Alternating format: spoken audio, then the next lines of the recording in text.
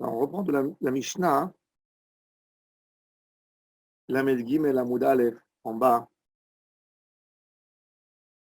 On reprend la Mishnah. Rivi Eliezer Omer, Notel Adam Keisam, Michel Efanav, Lachtzotz Bo Shinav.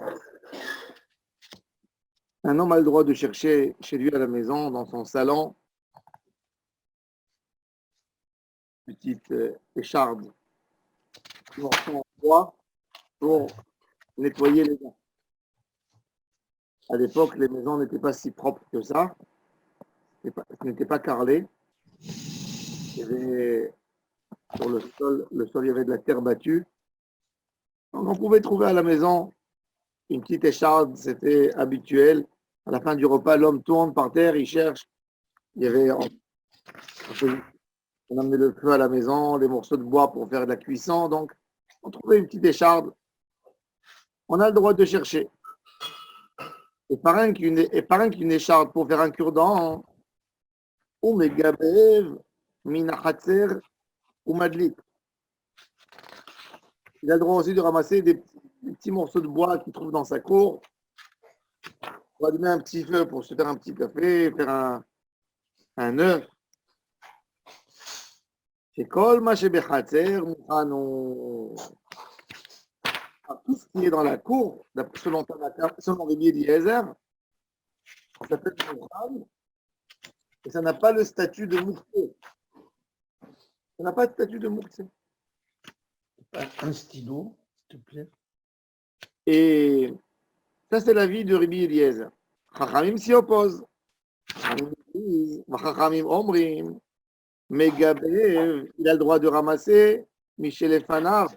On m'a dit que ce qu'il a devant lui, pas ce qu'il a dans la cour. Pourquoi?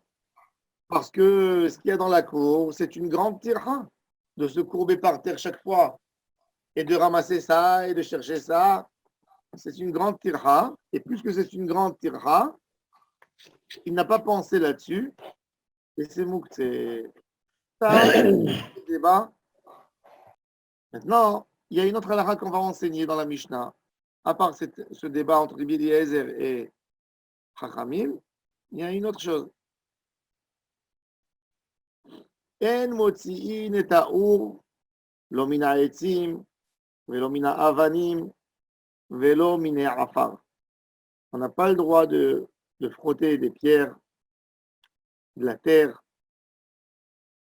des tuiles,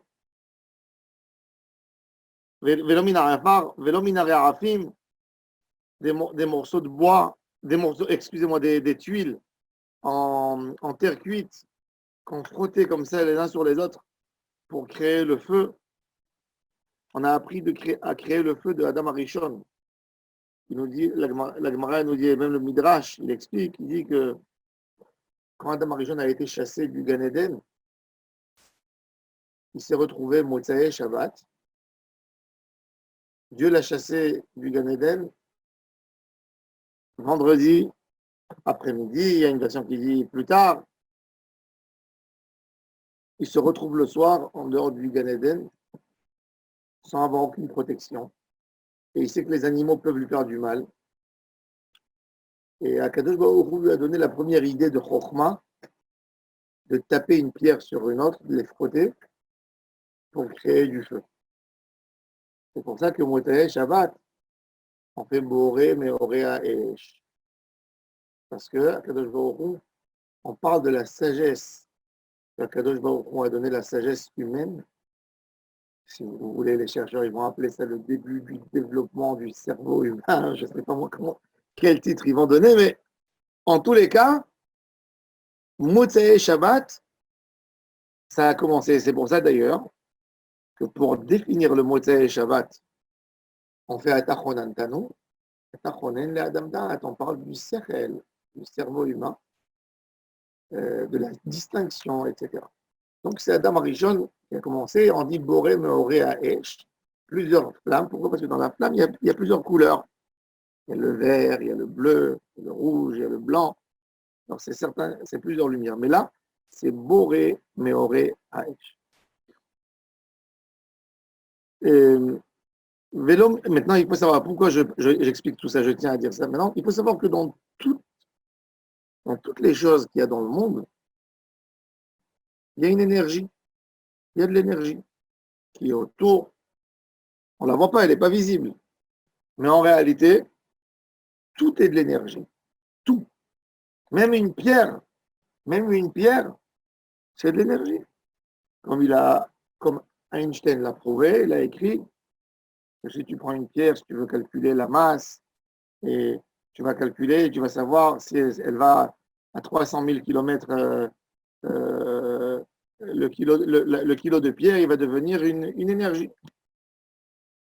Donc, dans tout, il y a de l'énergie. C'est pour ça qu'il y a des rabbinim au Maroc et en Tunisie et en Algérie qui autorisaient chez eux d'allumer des allumettes Yom Tov. Ils prenaient de l'allumette, et les allumettes, ils disaient pourquoi?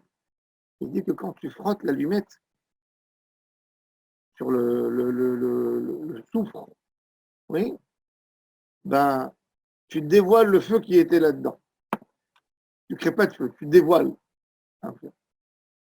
Tout ça, c'est beau en philosophie et dans des cours de quand on veut apprendre un peu de la science et on veut parler. Dans la réalité, ça s'appelle créer du feu. Et tous les poskim d'aujourd'hui, ils sont contre ça. On faisait pas, nous, je me rappelle que ma grand-mère, Yom Tov, elle prenait le briquet, elle fumait, et elle allumait le briquet. Et mon père me disait, ne lui fais pas la remarque, parce qu'au Maroc, ils avaient l'habitude de le faire. Mais en Eretz Israël, on ne fait pas ça. Il faut savoir que la halakha n'est pas d'accord avec ça. Et, mais ça ressemble exactement à ce qui est écrit dans notre Mishnah. Oui. En motzi'in et האור לא מן העצים ולא מן האבנים ולא מן העפר ולא מן הרעפים ולא מן המים. C'est-à-dire, pourquoi alors eux, ils ont autorisé? Quoi, nos rabbinim au Maroc, ils ne connaissaient pas lo min ha'etzim velo min ha'mayim? Alors, ils te disaient, min ha'etzim, de frotter une pierre, ça prend beaucoup plus de temps que de prendre une allumette. Ils disaient que l'allumette, le, comment on dit, le soufre, c'est du feu caché. C'est-à-dire, elle n'a rien besoin, le feu en potentiel, il est là, déjà. C'est un petit geste pour le découvrir. Plus que, tandis que dans la pierre, tu crées quelque chose quand tu tapes une pierre sur une autre pierre. C'était le raisonnement, mais encore une fois, aujourd'hui, les poskim ne considèrent pas ça, ce raisonnement, comme un raisonnement sérieux. Et ils disent que ça s'appelle créer du feu, ça ressemble exactement de la même manière que si je frotte une pierre dans une autre, c'est assourd de le faire. Pareil, si je frotte une allumette, c'est pareil. Velo mina afar, velo mina rafim, velo mina maim. Maim, comment il faisait maim? Le fait de la loupe. Quand on prend une loupe, on a les rayons de soleil qui se concentrent, et puis avec ça, avec la loupe, on peut allumer le feu. Eux, ils n'avaient pas de loupe à l'époque. Qu'est-ce qu'ils faisaient? Ils prenaient un verre, en verre, ils le remplissaient d'eau. Et ça fait exactement le même effet que la loupe. Et ils faisaient passer le rayon de soleil, ils le mettaient sur de la paille, et ils allumaient du feu. Alors ça aussi, c'est assourd de faire Yom Tov. Ve'en melabenin et are'afim litzlot behem. On n'a pas le droit non plus de prendre des anciennes tuiles après les chauffer, pour pouvoir les mettre au four pour garder la chaleur. Parce que toujours la poterie, l'argile, etc., ça garde la chaleur. Donc, on n'a pas le droit de faire ça pendant une temps. Alors, dans les mots, on n'a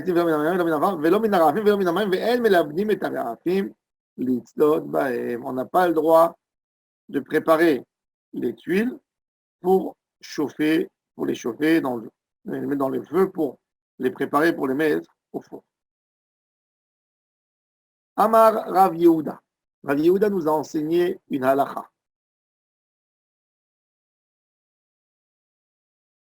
Ochle behema. En bahem mishum tikun keli. La nourriture de l'animal,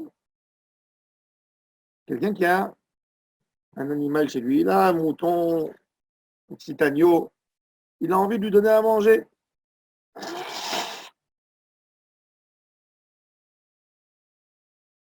Alors, en bahem mishum tikkun keli, c'est pas comme si je prenais un bout de bois et je préparais une écharpe. C'est pas pareil. En bahem mishum tikkun keli. Et on va voir tout de suite. Et c'est pour ça que j'ai le droit de prendre,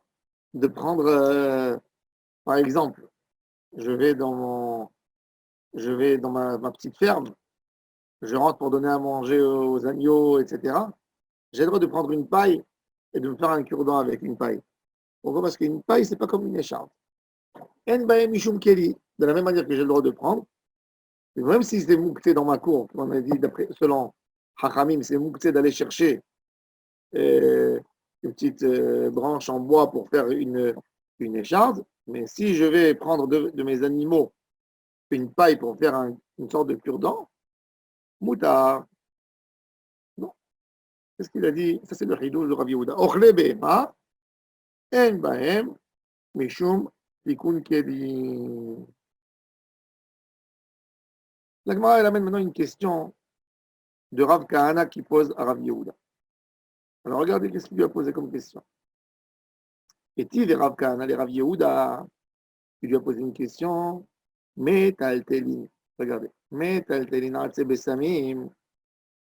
להריח בהן ולהניב בהן לחולה, ומוללו ומריח בו. ולא יקטמנו להריח בו, ואם קטמו, פטור, אבל אסור. לחצוץ בו שיניו, לא יקטמנו, ואם קטמו, חייב חטא. Ça, c'est la braïta. Je vais expliquer. On va prendre mot par mot. On va expliquer, on va voir. C'est-à-dire, on n'a pas le droit de prendre, par exemple, du myrte ou tout arbre de bessamim pour. Alors, mais on a le droit, excusez-moi, on a le droit de prendre des bessamim, de prendre des bessamim pour sentir, de prendre un paquet de bessamim pour sentir, on a le droit. Et on a le droit aussi, molélo, de prendre les feuilles, quand on prend des feuilles de menthe ou des feuilles de laurier, etc., on les frotte un peu avec nos mains pour faire sentir l'odeur. Oui, et on a le droit aussi d'aller voir un malade et de lui faire du vent avec ça, comme ça il prend un peu d'odeur pour le réanimer. Véloïk Temenom, il n'a pas le droit de couper dans l'endroit où il va couper. Pour cet endroit, il est un peu plus humide, et il va donner une odeur. Ça, on n'a pas le droit de faire. Veim Ktam aussi, il a fait. Patour, avalasso. Il est patour de Corban, parce qu'il ne voulait pas faire un kéli quand il a coupé. Mais c'est un saut. Oui, Xéra pour qu'il ne fasse pas. Mais s'il a fait ça pour se faire un cure-dent, s'il a coupé, Hayav Hatat. Il a besoin d'amener un corban. C'est-à-dire, il a pris le laurier, il a pris une branche du laurier pour se faire un cure-dent. Hayav Hatat. Alors, il lui a posé la question, comment toi tu as dit qu'on a le droit d'aller chercher de la paille pour faire un cure-dent? C'est assaut.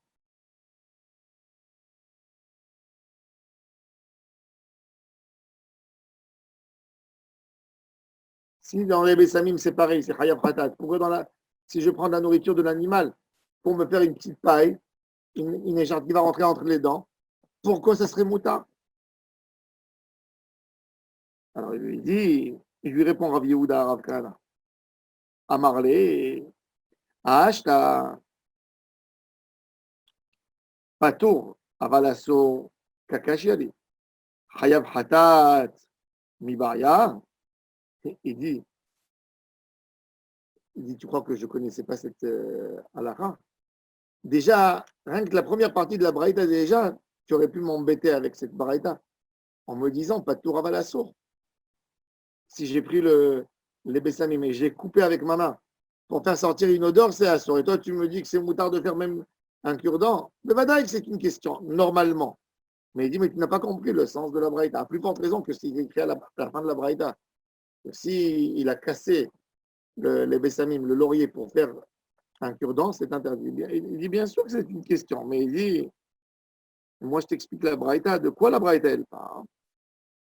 Et la Itaniaï, Bekashin, que la braïta elle a parlé que de bessamim qui sont cachés. C'est-à-dire quoi? Et des bessamim qui ont une branche qui se casse. D'ailleurs, c'est ce qui nous définit, c'est écrit dans la Lara, dans le Hanaro. Comment on sait définir la bracha de Atse Bessamim et Isbe Bessamim? Sur quoi je fais Atse Bessamim et sur quoi je fais Isbe Bessamim? Sur quoi? Quelle est la définition de Boré Isbe Bessamim, Boré Atse Bessamim et Boré Mine Bessamim? On a 4 types de brachot de Bessamim. On a Boré Atse Bessamim, Boré Isbe Bessamim. Quand on a un mélange des deux, Boré Mine Bessamim. Et la quatrième, c'est quand on sent un bon fruit, comme un bon citron, on le gratte un peu, et on sent l'odeur, c'est Hadnoten Re'artov Baperot. Oui, pour Shabbat, pour compléter les 100 berachot, si on n'a pas envie de manger, alors on peut faire ces brachot sur l'odeur. Oui, on amène un peu de menthe, de nana, par exemple, ça sera boré, Reis Bebessani. On amène du laurier ou comment elle s'appelle cette herbe-là?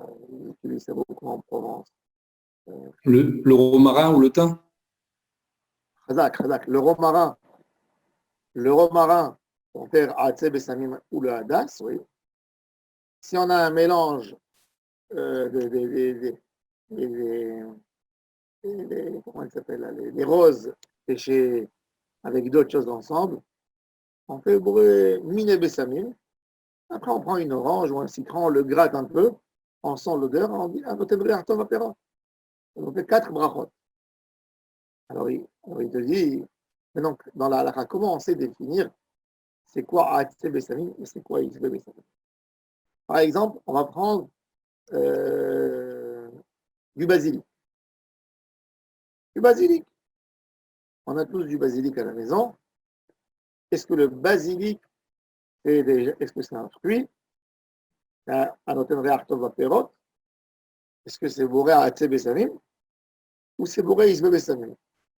Même pour la halakha des Maaseh, il faut savoir qu'en Eretz Israël, ça a d'autres conséquences halachiques. Ça a une conséquence halachique. Est-ce que je dois faire le prélèvement des terumot et maasrot? Par exemple, je sors dans mon jardin, où j'ai un petit pot de menthe, et je cueillis de la menthe, j'ai envie de mettre dans mon verre. Est-ce que j'ai besoin de faire le prélèvement des terumot et maasrot? C'est embêtant. Il y a une femme qui m'a appelé, m'a dit qu'elle a à la maison, sur la cuisine, elle a du basilic, et elle coupe pour mettre dans la salade. Et qu'est-ce que tu fais, madame, avec tes prélèvements de tomates et maasrot? Ah, comment? Et si je veux prendre que mettre du goût, quelques feuilles, pour faire? Alors, ça dépend. Si on a fait pousser ça pour manger, si quelqu'un il a planté du basilic pour le manger, et pas pour l'odeur, hein, il a besoin de prélever chaque fois des roumeaux et maasrot.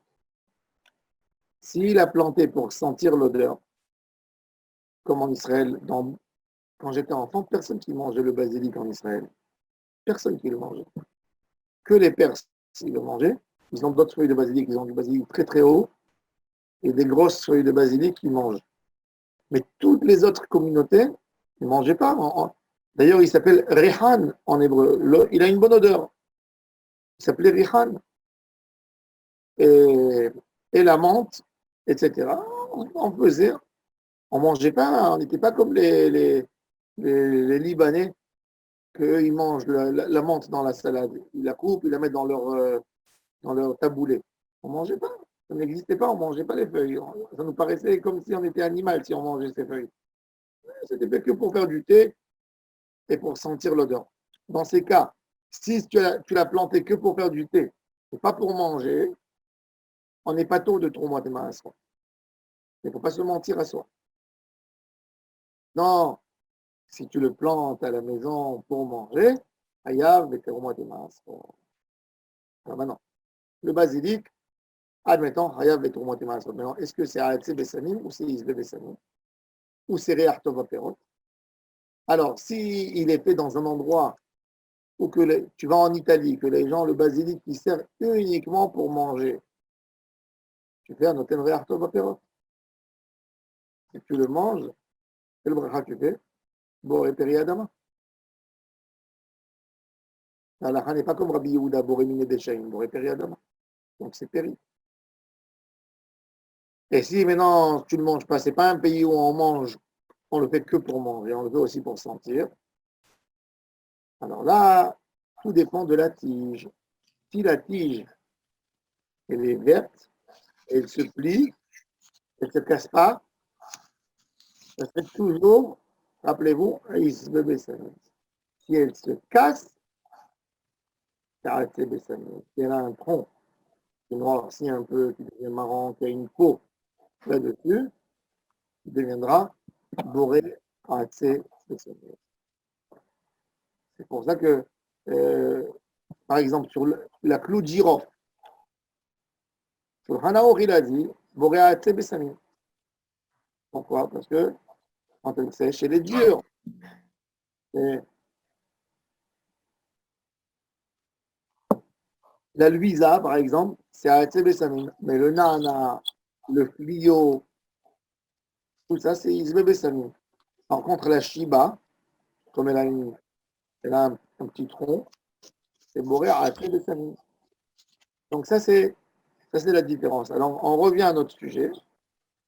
Il lui a dit, même ici, Tanya, Bekashim, sont durs. On parle ici des herbes de Bessamim, qui sont dures. Donc, si je casse, je fais un cure-dent et c'est assourd. Mais moi, de quoi je parle? Moi, il lui dit, moi, je parle de quelque chose qui est comme de la paille, qui se plie. C'est rentré, c'est pas un vrai cure-dent. C'est pas quelque chose qui est dur, qui rentre entre les dents. C'est quelque chose de mou, comme une paille, qui rentre, qui est un peu, qui a quand même une chose qui rentre entre les endroits fins, et j'arrive à tirer, qui est bloqué entre les dents. C'est pas quelque chose de dur. Alors il lui dit, Rav Kahana, il lâche pas le morceau. Il dit non, pas vrai. Pourquoi tu dis ça? La braïta, elle parle pas que des bessamim qui sont durs. La preuve qu'elle parle, qu'on a le droit de prendre la feuille et de la frotter avec les mains. Si c'était dur, ça va se casser, ça va pas se frotter, ça va faire des miettes. Alors, il dit, Kashin bnemelila ils vont se casser. Alors il dit, non, hasore mersera ve'achikatane. Il manque quelque chose dans la braïda. Molelo ou meriachbo. Kotmo ou meriachbo. Il a le droit, le bessamim, de le frotter et de le sentir. Kotmo, de le couper, meriachbo. Pas medvarim amurim, berakin, aval bekashin, loïk temeno, il n'a pas le droit de le couper. Reim kitamo, patour, aval, asur. L'achtots boshinav, loïk temeno. ואם כתבו, חייב חטאת. S'il a coupé, il est חייב חטאת. Fais attention. On va voir la halakha dans Shulchan Aruch. Est-ce qu'on a le droit? Shabbat, alors imaginez-vous, Shabbat, j'ai à la maison du hadas, du laurier. Et Erev Shabbat, je prends le morceau, j'ai envie de sentir. Il y a quelqu'un à la table qui me dit, donne-moi aussi un moi. Qu'est-ce que je fais? Je le prends, je le casse et je lui donne un morceau. Est-ce que j'ai le droit de le faire ou j'ai pas le droit de le faire? Selon ce qu'on a appris, on n'a pas le droit. Pato, parce que je ne voulais pas faire un cure-dent. Avalassour. Il y a dans ça un grand débat dans les poskim, les derniers Aharonim, entre le Knesset Agédola et d'autres. La majorité des poskim nous disent que tout ce qui est fait, tous les bessamim qu'on a l'habitude, qu'on les donne que pour sentir, on a le droit de les couper Shabbat. Et par exemple, on a une Brit Mila, il y a quelqu'un qui nous a amené une branche de laurier ou de bessamim, et on arrache comme ça et on distribue aux gens autour de nous. Il dit ça c'est moutard. Même si la branche elle est dure, même pas. Du moment qu'elle a été coupée avant Shabbat, une barrière. Le Knesset Agdola, il dit non. Il dit il faut faire attention, il ne faut pas. Les poskim n'ont pas accepté ces paroles. Et maintenant, ici, j'ai envie de faire. Alors, il y a un autre débat dans les poskim sur des bessamim mous, comme de la menthe. Est-ce que j'ai le droit de prendre un paquet de menthe, de prendre un couteau, pas à la main, et de couper avec un kéli? Ça aussi, c'est un débat dans les poskim. Il y a des poskim qui interdisent, mais la majorité des poskim autorisent pour faire. J'ai envie de faire un plateau de bessamim, j'ai envie de faire passer à la synagogue, que chacun prend quelque chose pour sentir. Même dans ça, minag haolam, le minag, c'est d'être mekel dans ça aussi. Pourquoi? Parce que c'est pas fait pour faire des cure-dents, c'est fait pour sentir. Et tout le monde sait que quand on coupe ça, c'est ou pour manger ou pour donner aux gens, pour sentir.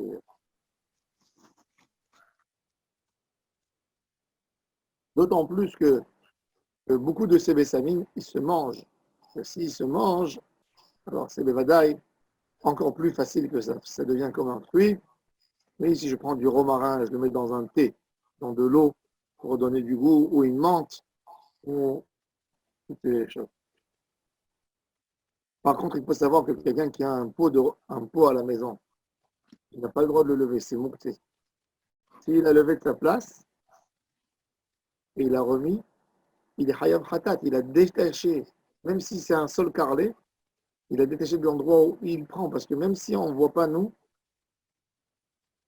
il tire de la terre. Du moment que tu le lèves en haut, c'est comme si tu as arraché une plante et après tu l'as remis dans la terre. Fais très attention.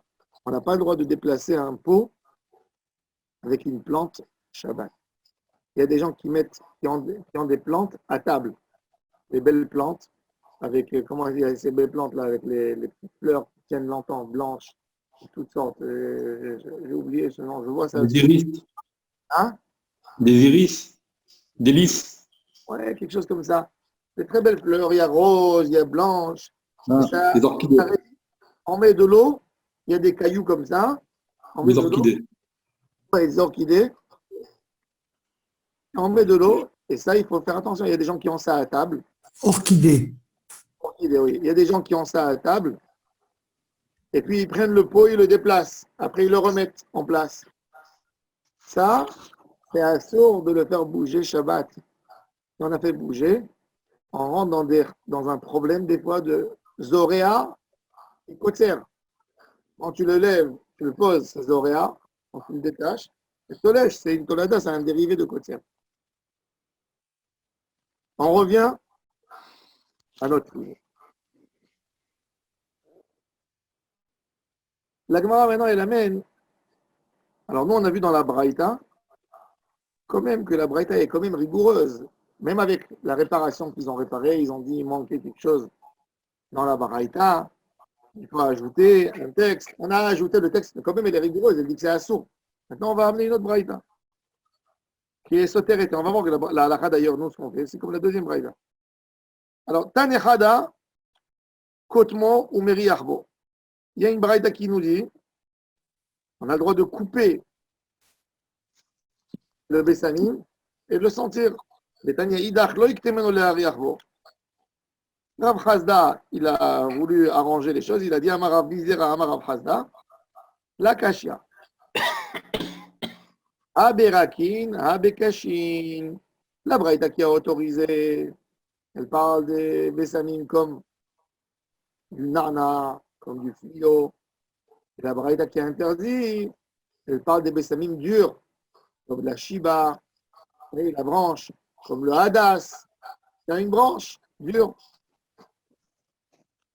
Alors, Rav Achabar Yaakov, il n'est pas d'accord avec ce qui rouge de Rav Chazda. Matkifla Rav Achabar Yaakov. Vous voyez? Matkifla. Ici. Matkifla Rav Achabar Yaakov. Bekashin Amailo. Pourquoi je n'ai pas le droit de casser des bessamim durs En quoi c'est différent? Me'ad etnan shover adam et achavit, לאכול ממנה את הגרוגרות, ובלבד שלא יתכוון לעשות כלים. La Gemara, elle dit, elle repousse les braïdotes, elle dit, on n'est pas rigoureux. Pourquoi on n'est pas rigoureux? Elle va amener une halakha intéressante que ça c'est la base de la halakha à propos de est-ce qu'on a le droit de casser Shabbat des pots de yaourt pour ouvrir des boîtes de conserve, etc. Qu'est-ce qu'on voit? À l'époque, les gens, quand ils faisaient les figues sèches, on n'est pas que les figues elles prennent trop d'air et elles deviennent dures comme du bois. Alors, il les faisait sécher au toit. Après, il les prenait, il les coupait et il les tassait dans des tonneaux. Il les tassait dans des tonneaux. Où j'ai vu qu'il y a ce minag encore, j'étais en Espagne et j'ai vu qu'ils vendent là-bas des morceaux, comme que nous on a un camembert. Hein, eux, ils ont une sorte de camembert avec des figues sèches, tassées comme ça et collées. Et on prend un couteau, on coupe des morceaux et ils mangent. Alors à l'époque de la Gemara, c'était très fréquent. Ils le mettaient dans des tonneaux. Ils tassaient les figues dans des tonneaux et ils fermaient. Maintenant, quand tu as fermé le tonneau, il était bien fermé pour bloquer complètement l'air, pour que l'air ne rentre pas là-dedans. Oui. Quand on voulait ouvrir, c'était quoi? Le tonneau était comme une boîte de conserve. On a un sabre et il coupait avec le sabre, il coupait ce tonneau en terre cuite, il l'ouvrait en deux et on mangeait les figues qu'il y avait là-dedans. Alors maintenant, quand j'ai pris ce tonneau, c'était un tonneau, j'ai tassé les figues, j'ai tassé bien les figues sèches, ensuite je l'ai couvert avec de l'argile et j'ai fait sécher. Maintenant, quand je prends le tonneau avec mon sabre et je le coupe en deux, qu'est-ce que j'ai fait? J'ai fait 2 grands verres. Oui. Je l'ai coupé avec un sabre. Le tonneau qui était 1 est devenu 2. Alors je fais un Keli Shabbat si je le coupe. Alors la Gemara nous dit que c'est moutard de le faire. Pourquoi? Parce que moi, qu'est-ce que j'ai envie? J'ai envie de manger. Je n'ai pas envie de faire un Keli. Dans les mots. Mais alors il dit, Maïshna me'aditna, Mishnah. C'est une Mishnah meforeshet. Oui? Dans ma Maseret Shabbat, Daf Pe'alef. Maïshna me'aditnan, shover adam et achavit, לאכול ממנה גרוגרות ובלבד, שלא יתכוון לעשות כלי, à la seule condition qu'il n'a pas une kavana de faire un keli. Voilà, je vous ai dit qu'à l'époque, nous, jadis, il y a 30 ans en Israël, les gens gardaient les boîtes de conserve. Les boîtes de conserve, elles se gardaient. C'était la pauvreté et la misère. Et jusqu'à il y a 15 ans, tout le monde gardait les boîtes de conserve, surtout quand c'était des grandes boîtes de conserve. On faisait avec des pots pour mettre les plantes. On faisait beaucoup d'usages. Les femmes, elles les mettaient dans les armoires. C'était tout un...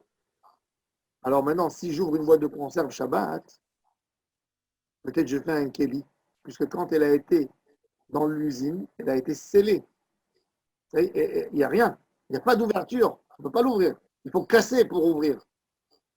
Alors, qu'est-ce qu'on faisait pour Shabbat quand on voulait ouvrir une boîte de conserve?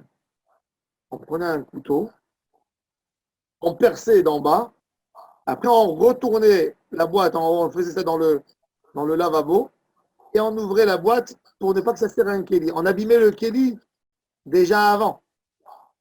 Comme on ouvrait en bas, et après on ouvrait d'en haut. Et ce n'était pas un keli. Et après tu peux ouvrir, elle est jetable, il n'y a rien à faire avec. Tu ne peux plus rien faire avec. Oui? Comme ça, ils faisaient. Ou ceux qui n'avaient pas la force de faire ça, dès qu'ils ouvraient, ils cassaient. Ils vidaient et ils tordaient tout de suite la boîte pour la rendre inapte, pour montrer qu'on n'a pas envie de l'utiliser.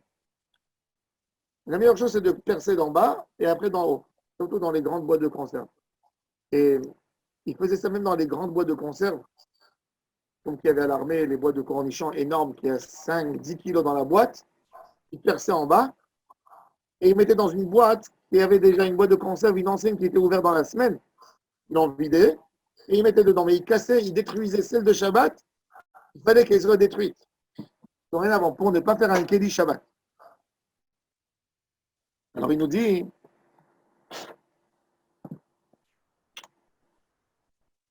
alors c'est écrit que c'est moutard. Alors pourquoi tu me dis, toi, si j'ai le droit, si j'ai envie de prendre des bessamim, j'ai pas l'intention de faire un Keli. Pourquoi ce serait assaut de prendre même des bessamim durs et de les partager, de les couper? Pourquoi tu m'interdis? C'est ça la question qu'il lui pose à, à, à Rav Hasda. Et il raconte plus que ça encore. Et il dit, Verod, Rava Baravada, des grands Amoraïm, Rava Baravada, et Ravin Baravada, peut-être c'était des frères. Ils ont dit les deux, qui a Vinan Berav Yehuda, quand on était dans la maison de Rav Yehuda, qui était un des plus grands Amoraïm, un des plus grands Amoraïm, plus important des Amoraïm, qu'est-ce qu'il faisait? Ava Mefashach Veyahivlan Aluta, il avait des grandes plantes qu'il avait déjà arrachées avant Yom Tov, et il cassait et il nous donnait à tous les élèves pour qu'on sente des bessamim quand on était assis chez lui à table. Il faut savoir qu'à l'époque, c'était indispensable les bessamim à table. Pourquoi? Parce que les gens mangeaient avec les mains, ne mangeaient pas avec des fourchettes comme aujourd'hui. Et c'était leur moyen de nettoyer les mains après le repas, de frotter les mains et ne pas avoir une odeur de graisse sur la main. Il n'y avait pas un repas sans parfum. Impossible. Toujours, il y avait du parfum. Toujours, toujours, toujours. C'est pour ça que nos parents, ils avaient toujours de... Je me rappelle encore, il y avait des petites bouteilles à l'époque. Ils les mettaient avec de l'huile de rose. Il y avait de l'huile de rose. Et à la fin du repas, on mettait comme ça sur la main. Ou il y avait les trucs en métal. Qu'on mettait le parfum comme ça. Et ils passaient à la table. Pourquoi? Parce que eux, ils avaient oublié, mais la coutume, elle est venue de nos ancêtres. Ils mangeaient encore à la main. Ils mangeaient tous avec les poignets, etc. Ils nettoyaient avec un peu d'eau les mains. C'est pour ça que la mitzvah de Maïm Haronim, quand on comprend leur manière de manger à l'époque, on comprend pourquoi c'était indispensable les Maïm Haronim. Comme que la Gemara dit Maïm Haronim, il dit tu fais 3 fois Maïm Haronim. Première fois pour nettoyer le bout des doigts, parce qu'ils mangeaient avec les doigts. Ensuite, pour nettoyer ici la bouche. Oui. Et ensuite, après, le troisième fois, pour frotter la main. Et avec tout ça, il n'y avait pas beaucoup d'eau. Il mettait un peu de parfum, etc., pour faire passer les mauvaises odeurs qu'il y avait sur la main. Alors il dit, il nous donnait les bessamim. Ava mefashar, via Ivlan, Aluta, il coupait, il séparait, même des bessamim qui étaient durs, il les séparait de leurs branches pour nous donner. Avalga, des Hazia les Katata, des Nargué, Vehatine, il dit, il y avait des grands bessamim, des grands arbres de bessamim, que leurs branches, on pouvait même l'utiliser pour faire une manche de marteau. Tellement. Alors il dit, il faisait un kéli, tu vas me dire. Qu'est-ce qu'il faisait? Il y avait une grande. Certainement qu'il devait avoir beaucoup, beaucoup de monde chez lui qui mangeait sur sa table. Donc on lui a amené complètement, on dirait un petit arbuste, on lui a amené. Qu'est-ce qu'il faisait? Il le nettoyait, il donnait à chacun une branche. À la fin, il lui restait une branche au milieu, qui était une branche dure. On pouvait même la prendre comme poignée de marteau ou de. Et malgré tout, on voit qu'il le faisait. Il m'a dit, l'akashia, tu sais, la braïta qui a interdit, qui a dit de ne pas utiliser, que c'est assourd, c'est la braïta de Rabbi Eliezer. Ah, Rabbanan, la braïta que Rabbi Yehuda, ce que Rabbi Yehuda il faisait, il coupait, etc. C'est comme Chachamim. Donc on a en fait 2 baraïtot, intéressant. On a 2 baraïtot différentes. Une baraïta rigoureuse et une baraïta qui est cool. La baraïta rigoureuse, c'est qui? C'est Rabbi Eliezer. La baraïta qui est cool, c'est qui? C'est Chachamim. On a une règle. Yahid et Rabbi. Halacha et Rabbi. Quand on a un individu qui s'y oppose à plusieurs sages, la halakha est comme les hachamim, la majorité. C'est la règle basique, la fondamentale. Donc, vous avez vu, on avait deux baraïtas. On a posé une question parce qu'on ne connaissait pas l'auteur de la baraïta encore. Alors, on a fait de cette baraïta une évidence, comme si c'était une évidence. Et on a posé de ça une question entre les Amoraïm. Après, il vient un Rav Achabar Yaakov et il amène d'autres baraïtot qui ont été dites dans le Beth Midrash au nom de plusieurs sages. Alors, il a cassé avec ça tout l'argument qu'on a dit avant. Arabanan, Détania, regardez. Détania.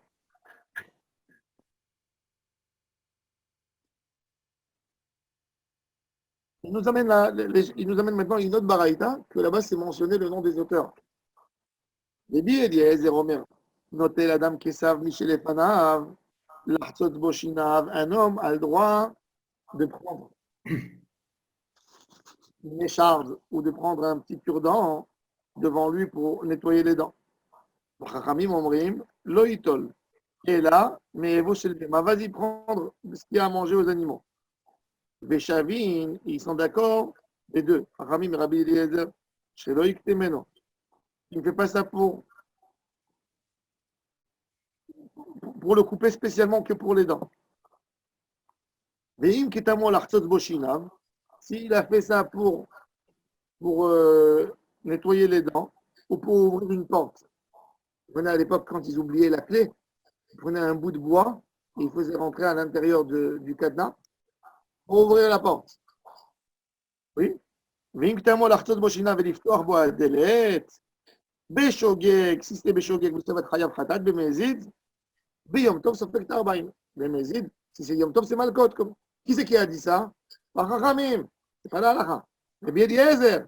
Dit vrai. Rabbi Eliezer. Bachachamim Omrim. Chachamim s'y opposent.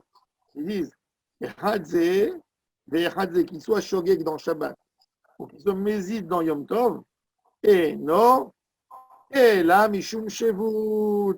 C'est que Asur Mishum Shevut. C'est pas Asur. C'est une xéra de Chachamim. Et donc, puisque c'est une xéra de Chachamim, la xéra est liée que quand j'ai décidé de le prendre pour faire un cure-dent. Mais pour sentir, j'ai le droit de couper autant que je veux. C'est pour ça que Shulchan Aruch, il a autorisé de couper les Bessamim. Il a pris cette baraïta-là, que la halakha est comme Chachamim, et pas comme Rabbi Eliezer, et il a autorisé. Alors, Rabbi Eliezer de Kamaratam, il a dit là-bas dans la baraïta que quand il a coupé Hayav Khatat, Hacha, Patour Avalassour, ici il y a une xéra. Alors c'est Patour Avalassour. Et Rabbanan qui ont dit là-bas, que même des Kamreatam, que même quand je prends le cure-dent pour nettoyer les dents, Patour Avalassour, Hacha, Moutar, Lechatechila, j'ai le droit, même a priori de faire ça. Ok. Maintenant la Gemara, elle repose une question. Par rapport à Rabbi Eliezer. Velet le Rabbi Eliezer, Aditnan, שובר אדם את החבית לאכול ממנה גרות, ובלבד שלא יתכוון לענות כלי. Rabbi Eliezer, il n'est pas d'accord avec ce qui est écrit qu'un homme, il a le droit de casser cette petite, le tonneau pour prendre les figues, avec cette halakha. On a vu dans la petite Mishnah. Est-ce que Rabbi Eliezer, parce que eux, c'était chez eux le dessert, on amenait à la table ce petit tonneau avec les figues sèches, on le coupait avec le sabre. On veut comprendre. Est-ce que je n'ai pas le droit de le faire? J'ai le droit de le faire. En France, oui. Par exemple, en France, il y a la coutume, dans des bouteilles de champagne, je crois, ou dans des choses, qu'on le coupe avec un sabre, pas avec un tire-bouchon.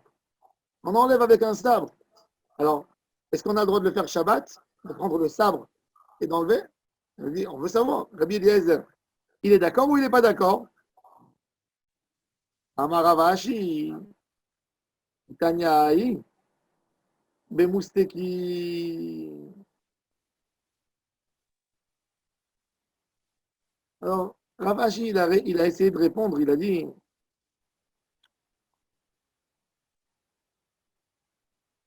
que même les tonneaux qu'ils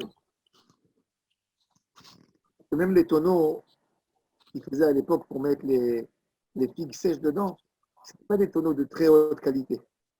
Ce que les gens ils faisaient, quand ils avaient à la maison un tonneau de vin commençait à s'abîmer, ils transvasaient le vin et ils le gardaient pour mettre les figues. Et donc il dit ce tonneau, même quand je l'ai coupé, je n'ai pas l'intention de refaire un troisième usage avec ce couteau, avec ce tonneau. C'était déjà des tonneaux déjà qui ont été déjà usés une fois. Donc même pour Rabbi Eliezer, c'est moutard de casser ce tonneau pendant Shabbat, avec un sabre.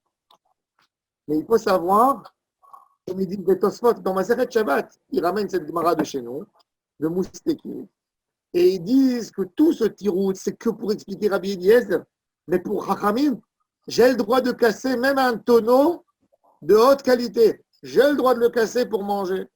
Le Padli, je n'ai pas l'intention de faire le kli, j'ai envie de manger. Et c'est pour ça que d'après cet halakha, si par exemple, je n'ai pas un tire-bouchon et j'ai un spécialiste qui me dit, moi, je sais ouvrir la bouteille de vin avec un sabre. Oui, je sais couper avec un sabre. Qui c'est qui sait parmi vous de couper? Est-ce qu'il y a quelqu'un parmi vous qui a essayé de faire avec un sabre? Émile, tu sais toi faire avec un sabre? C'est très compliqué. Non, jamais. Et en France, il y a des connaisseurs, ils le font. Vous avez vu comment ils le font avec le sabre? Oui, on voit dans les films, on voit. Alors, s'il y a un connaisseur qui sait faire ça, il n'y a pas de problème, Shabbat, et il peut ouvrir même avec le sabre, parce que la halakha est comme Chachamim et pas comme Rabbi Eliezer. De toute façon, quand on a coupé une fois avec le sabre, la bouteille, on ne peut plus l'utiliser. Donc, il n'y a pas de problème. Il faut savoir que ce tirout de la Gemara de Mousteki, c'est uniquement selon Rabbi Eliezer. Selon Chachamim, on n'a pas besoin d'arriver à Mousteki.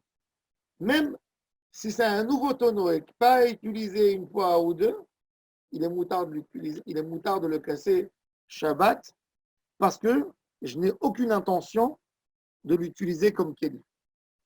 De là, amène Rav Ovadia Yosef la raison pourquoi c'est moutard d'ouvrir des pots de yaourt. Alors regardez, les pots de yaourt, quand on les achète, ils sont assemblés. On achète 2 pots de yaourt collés, des fois 4, des fois plus. Alors il y a des poskim qui te disent, tu n'as pas le droit de séparer le pot pour le manger Shabbat. Pourquoi? Parce que quand tu l'as séparé, tu as fait un kéli. Tu l'as séparé et il est devenu maintenant apte pour devenir comme un verre. Un verre. Alors on va dire, il dit non. Il dit, même à l'époque, on n'a pas vu des gens qui gardent ces pots pour les utiliser comme des verres. Et même s'il y a un monsieur qui prend les pots de yaourt pour faire de ça un verre pour utiliser, pour faire un deuxième usage, c'est un parmi 1000. Et, ce qui est écrit dans la Gemara sur ça, Batla d'Arato et Kol Adam. On ne fait pas ça. Peut-être dans 5-6 ans, avec tout ce qu'on voit maintenant, le recyclage et tout ça, je ne sais pas moi, avec toutes ces organisations, ils interdisent maintenant les sacs jetables, etc. Peut-être on va voir que les gens ils vont regarder, ils vont commencer à garder ça à la maison. Je ne sais pas. Pour l'instant, les gens ont l'habitude de jeter. Si les gens vont décider de prendre et de ramasser, on va se retrouver avec un vrai problème. C'est vrai. Alors, il faudrait penser, qu'est-ce qu'on fait? Ça ne ressemble pas à Mousteki. Ce n'est pas quelque chose que je jette, que je casse. Je le garde pour le recycler. Il faudrait voir. Peut-être que même si les gens ils vont garder pour recycler, ça serait moutard parce qu'on ne va pas utiliser quand même. C'est fait pour être recyclé, ce n'est pas fait pour être utilisé. Mais si les gens vont commencer à changer leur comportement, ça c'est déjà une autre chose. Mais pour l'instant, aujourd'hui, c'est moutard de casser ces pots de yaourt et de les séparer Shabbat parce qu'on n'a aucune intention de faire un kéli. C'est que pour que ce soit plus facile pour manger. Un homme, il ne va pas commencer à s'amuser à prendre 4 yaourts, il va enlever un papier, il va commencer à manger la cuillère d'un, il va faire passer à l'autre. C'est dégoûtant, c'est écœurant. Ce n'est pas une chose pareille. Donc, ça ressemble exactement à ce à ce sabre qu'on coupe avec le tonneau, et c'est moutar. Umegabev minachatzer. On reprend la dernière partie de la Mishnah. Umegabev minachatzer. Vous voyez? Umegabev minachatzer. Tanura banan. Alors on a dit que selon Tanakama, il a dit qu'on avait le droit de ramasser de la cour pour faire un petit feu. L'Agma, elle explique. Tanura banan megabev minachatzer umadlik shekol ma shebachatzer muchanu. On a le droit de ramasser ce qu'il trouve, de prendre un balai, une sorte de balai, balayer, et de prendre toutes les écharpes, toutes les petites branches qu'il y a dans la cour, et de les allumer. Pourquoi? Parce que tout ce qui est là, c'est fait pour allumer, normalement, c'est à proximité de main. Ou bilvat, shelo yaaseh, tibourin, ne pas faire des petits tas, oui, de côté, pour les garder pour plus tard. Mais Rabbi Shimon, il autorise même de faire tibourin.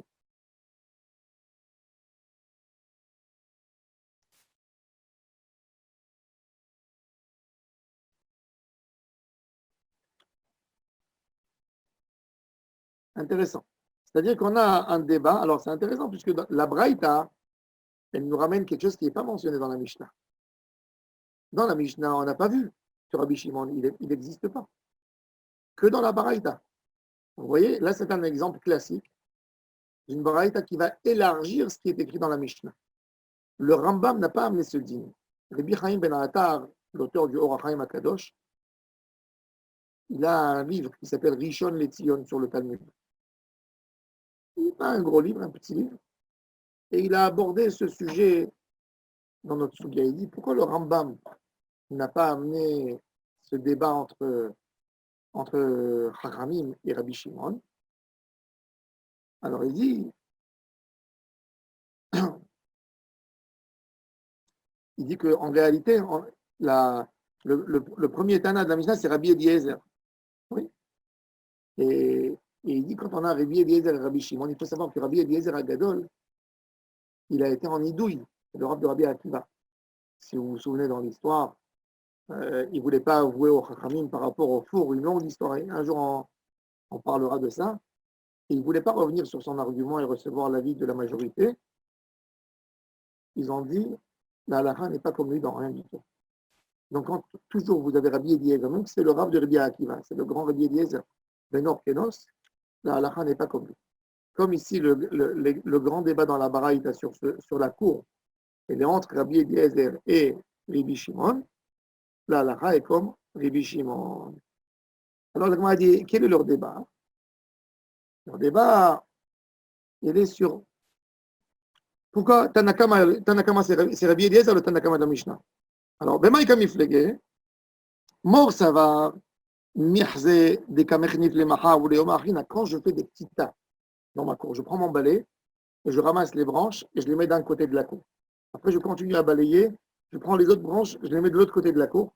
Celui qui voit ça, pour Tanakama qui est Rabbi Eliezer, il dit il est en train de préparer pour demain celui-là, pour avoir de quoi alimenter son four, pour préparer.